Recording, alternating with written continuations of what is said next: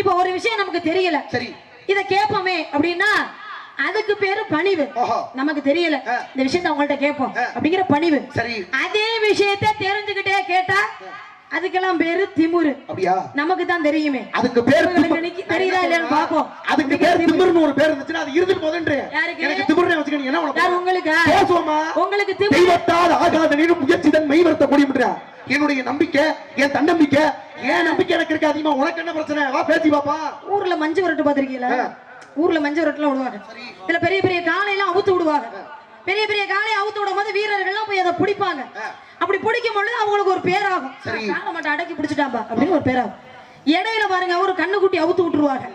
இந்த கண்ணுக்குட்டி என்ன பண்ணுவாங்க, பாக்குற வீரர்கள் என்ன பாங்க, சி பாவம் இதுவே கண்ணுக்குட்டி, இதை பிடிச்சா நம்ம பேர் வாங்க போறோம், போனா போயிட்டு போதுப்பா அப்படின்னு விட்டுருவாங்க வீரர்கள்.